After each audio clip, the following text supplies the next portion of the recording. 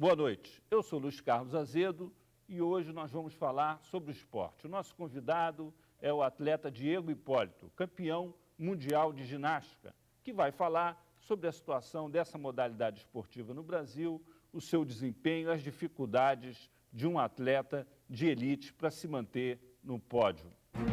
Diego Hipólito entrou na ginástica olímpica aos 7 anos por influência da irmã, Daniela Hipólito.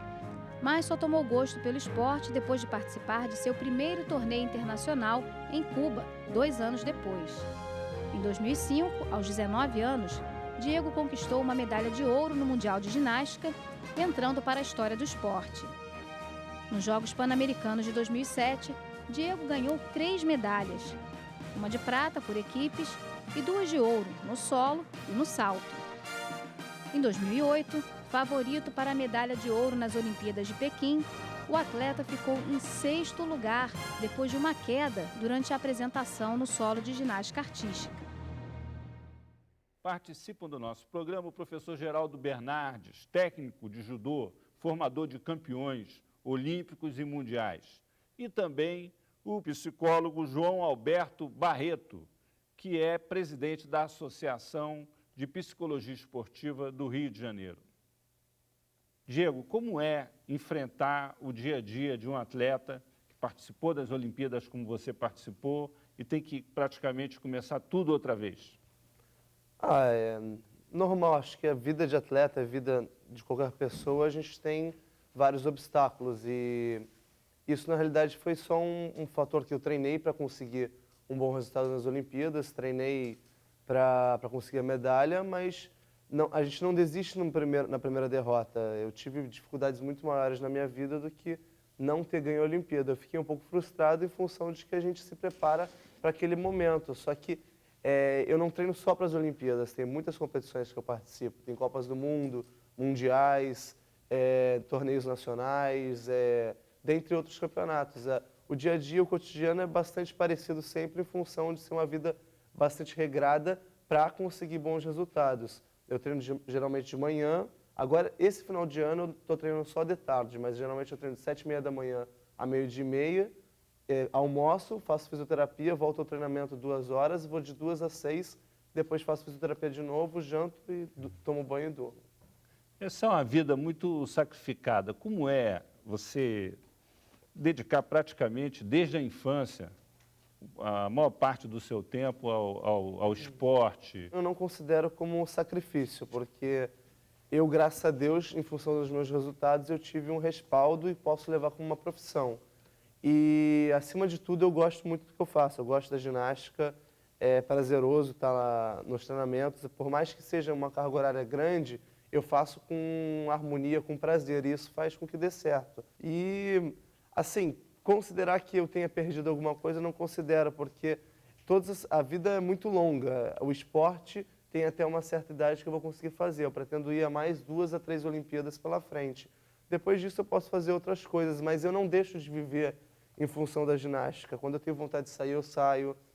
Não dia de semana, mas final de semana vou à praia, vou ao teatro, ao cinema. Faço coisas como uma pessoa normal faz. Só que eu tenho certas regras. Nem sempre eu posso fazer porque pode prejudicar o meu trabalho, porque a ginástica acima do meu esporte, na atualidade, é meu trabalho. Ela que me deu a oportunidade de ter uma questão financeira melhor com os meus patrocinadores. E com isso, sem dúvida, abrilhantar para os jovens entrarem mais na ginástica, porque não é um benefício só para o Diego, é um benefício para o Brasil, um benefício para as crianças e os jovens terem uma pessoa a seguir e conhecerem novas modalidades. Me diga uma coisa, o Diego. Essas Olimpíadas que você participou em 2008, pela sua maneira de reagir, vamos dizer assim, a um acidente de percurso, porque não é aquilo que você pensava. Você tinha toda, vamos dizer assim, a convicção que você ganharia uma medalha no solo, não é verdade? É certo. Muito bem. Agora, o peso que você dá para os campeonatos mundiais, o campeonato pan-americano, né, que houve aqui no Brasil, e outras medalhas que recebeu, que você ganhou nos campeonatos mundiais, Não existe uma diferença de peso, vamos dizer assim, de conquista em relação a você em termos psicológicos? Por exemplo, a Olimpíada, para mim, vale mais que o Campeonato Mundial.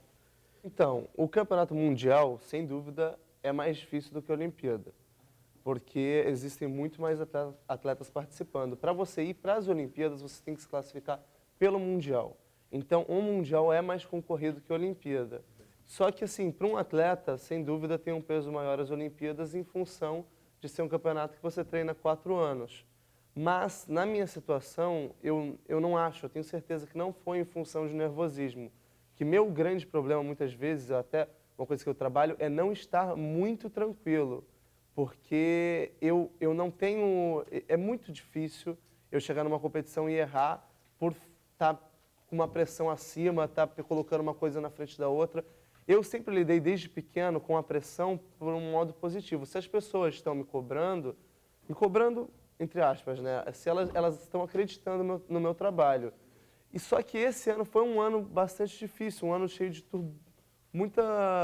muitos problemas que eu tive. Não digo que isso afetou na Olimpíada, mas, sem dúvida, atrapalhou um pouco na minha preparação olímpica.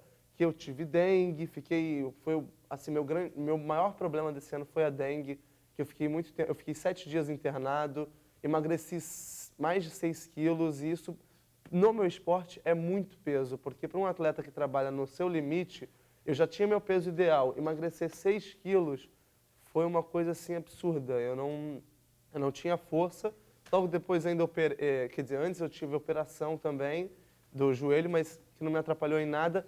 Quando chegou na Olimpíada, eu estava bem preparado, estava tudo certo, assim, aquilo que aconteceu é uma fatalidade em função que pode acontecer no meu dia a dia. Eu errei aquele salto, a última vez que eu errei, eu tinha 14 anos de idade. Fui errar de novo com 22 anos de idade. Só que é comum a falha. Eu me classifiquei em primeiro, eu já sabia que eu tinha noção de ser campeão olímpico. Não foi um nervosismo excessivo, porque é normal, você tem que... As pessoas falavam, mas você acreditava que você podia conseguir a medalha. Se eu não acreditar em mim, quem que vai acreditar? É verdade. Quem que vai acreditar, né? E eu sempre fui uma pessoa bastante regrada. Eu sei o que é certo, sei ver o que é certo, sei ver o que é errado. Sei ver o que eu fiz de certo, sei ver o que eu fiz de errado. Pode ser que isso tenha sido uma competição para eu, na próxima Olimpíada, avaliar o que realmente eu tenho que me regrar e o que eu não tenho que me regrar. Porque eu vivi... Esse ano, a minha vida foi assim. Olimpíada, Olimpíada, Olimpíada, eu sabia da possibilidade de ganhar e eu queria muito isso. Eu treinei muito mais do que eu treinei para outras competições. Eu me privei de coisas que eu fazia, como coisas mínimas, de ir à praia, às vezes sair para dançar. Eu fiquei muito mais concentrado excessivamente. Eu até tive um trabalho esse ano que eu nunca tive, um trabalho com um psicólogo do COB, que eu tive em função das outras pessoas. Eu, Diego, não me via na necessidade. Eu sei que é importante, porque muitas vezes a gente vê muitos atletas perdendo medalhas em função do fator emocional. Mas, na minha situação, eu não considero que foi isso. Você vê o atleta brasileiro. A primeira vez que ele consegue uma medalha, o que ele chora e agradece? A família. Por quê? Porque não tem um trabalho, não tem uma estrutura toda formada para aquele atleta. Não tem um trabalho para que ele consiga ter um suporte como propriamente nos Estados Unidos tem, como propriamente nos outros países tem. Hoje em dia o Brasil evoluiu muito a partir de uma lei que foi do Agnello Piva, que tem, eu não tenho noção quantos anos tem, mas com isso conseguiu uma verba destinada a cada modalidade. A partir desse momento, isso com a gestão do Nussmann, que o Nussmann conseguiu isso. Agora a gente tem patrocinadores. Então, eu não tenho como falar, você errou por isso, errou por aquilo. Eu tenho a minha tranquilidade de ter uma boa alimentação, de ter um bom fisioterapeuta, um bom médico, se eu quiser ter um bom psicólogo. Eu tenho um excelente treinador, que como todas as pessoas perguntam, meu treinador não é estrangeiro. Meu treinador há 13 anos é o mesmo treinador, é o Renato Araújo, um treinador brasileiro, que me formou desde a minha categoria de base.